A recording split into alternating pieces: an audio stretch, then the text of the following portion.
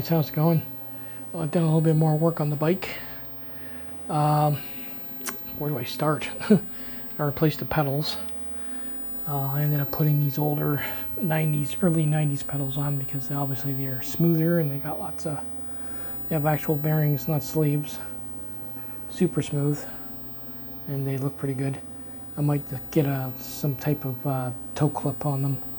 Originally they had leather and I wasn't really happy with it because obviously my foot would get stuck on it at the lights and basically fall on my ass. I ended up getting chain guards for each side of where the holes were. That seems to look pretty good. That should work pretty good. I did some more work on the wiring. I decided to relay the low side, not the high side. That would be the thin red wire going to these controller, not the thick one. This cuts down on RC wire. It's more expensive than everything else, and there's no actual load going through it. It's just basically the full pack voltage with no load. It's just powering the pick in each controller. I'm probably going to stick with these two controllers because I found an actual issue with the small one when you run it with a bigger one, which actually is kind of funny. If you run the small one sensorless and run a big one in the back censored, it overdrives this one and it goes extremely fast. It's hilarious actually. By itself, it has, like any other controller, you go to a certain speed and it just idles at that one speed. But when you have a controller that's more powerful, pushing this one past that, this one here just takes off. I don't know, it's weird, but it makes for one hell of a nice ride. That's why I've got the front all set up like that. For what I got here is I got two 30-volt relays that are going over here to these switches I just put on. This one is for the headlight. This one is for the rear motor when you're just, booting around. And this one that I've actually marked in red is the one for the front. That one runs the fan and the alarm to let me know it's on. You wouldn't want to make a mistake and turn that one on by mistake. If you're taking a corner and you have that on and you hit the throttle too hard, you'll end up breaking the front free and you'll high side the bike basically. It's a little unsafe, so I rarely use both. But when I do, I make sure that I don't give any throttle on a corner because it will just spin free and I'll wipe out. That is a weird issue with that controller. That's why I'm leaving it. Come summer, I'll get a camera on this and I'll show you what it does. It's actually kind of hilarious. But I've had to rewire the whole bike. It's actually nice and clean. All the parts that I 3D printed, I got rid of all these wraps that were on the frame. 3D printed all these. There was some more stuff I was going to do. I was thinking of putting a scoop on the front that would shoot some air into the brake caliper. If I do that, obviously if I do that, it's going to be black. I'll show you what I got. It would actually work, but I wouldn't want to do it in white. You got way too much stuff sticking out and standing out as it is, but it was like this here. And then this just goes like that. Sorry, like that. And as you're going forwards, obviously it blows air into the caliper to help cool it. One thing I find with this bike, by the time you get the batteries on, it's pretty heavy. And my front brakes especially, they tend to fade a little bit when they heat up. So this might help. I actually saw a guy on Facebook made an adapter that went on the caliper and he was using a small DC fan blowing into it. So that would work too. But I'm going to try this first. But like I said, anything I print out on this bike right now is just for testing. Eventually it'll be all black and it won't stand out as much. But so far it's looking pretty good.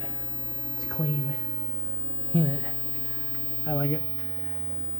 Trick is keeping it as compact and clean as possible.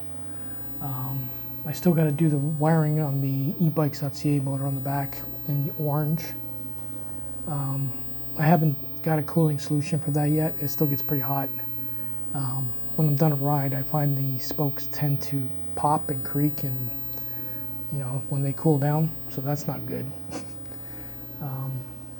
Once I find a cooling solution for that, I don't know if I'm going to use the fluid that you inject into it, because it makes it one hell of a mess. I know that. I might end up doing what I did with this one, where I just drill the holes all the way around it and put a fan on it. Sorry about that. That was Bell at my door trying to sell me internet. Anyway, what I was saying is I was probably going to end up taking that wheel off, drilling some holes in it, and putting fans in it. It's a cleaner setup. If I ever have to open it and change the holes or anything in it, it's going to be a big goopy mess when you use the whatever ferrofluid. It does work, but I do know it makes a hell of a mess because I used to use it in speakers. So I'll probably end up trying that.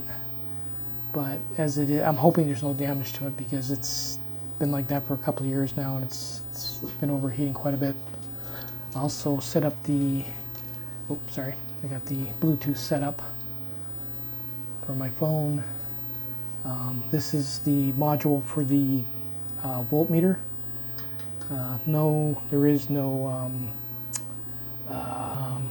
shunt, sorry. So yeah, this one here does have a weird issue. I still can't explain why it does that. Like if you use it singly alone by itself, it'll go up to speed, and then it'll get it in the firmware, it'll go to a certain speed and stop there and idle at that speed. But when you push it past that with a more powerful controller, it goes nuts. And it does throw the timing off a little bit, but it goes super fast. And that's hilarious, actually. So I'm going to definitely have to show you that, but I'm not going to change a thing because I like it the way it is. That held up all summer, which is, I don't know how it did, but it did.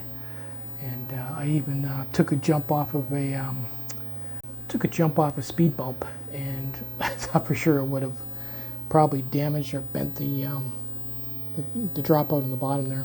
Nothing.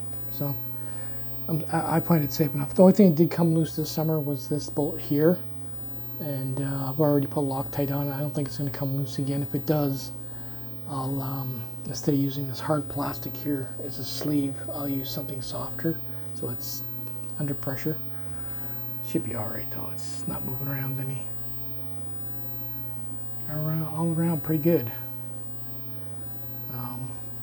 My other pedals, like I said, they seized right up, the blue ones. So I'm going to do another video and we'll pull them apart, see why they seized. I'm guessing the oil probably just dried up. It's the R sleeve. But this is actually quite a nice setup right now.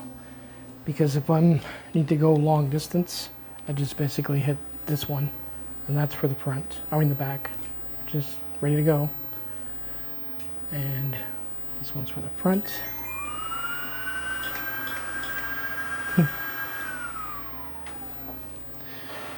And this is probably the best thing to have ever. I mean, I don't even have to put the batteries on the bike. I just alligator clip it to the bike, and I can do all testing with it. One thing I did do, which I'm surprised those fans even work in that motor, when I originally hooked up the low side to test it, I put the positive of the fans from that motor on the low side, 12 volts, and obviously the bike didn't work. So I'm like, oh, I fucked up. So I took the low side and I put it directly to the full pack voltage, which on this adapter is 54 volts. Should have fried those fans. I'm like, oh well, if they're fried, they're fried. I put them back on the 12 volt and they worked. So I don't know how the hell they survived. There must be some kind of circuit or something that inside of them that protects them from overvolting. Most fans would have let out magic smoke at 54 volts. They didn't. They're still working, obviously.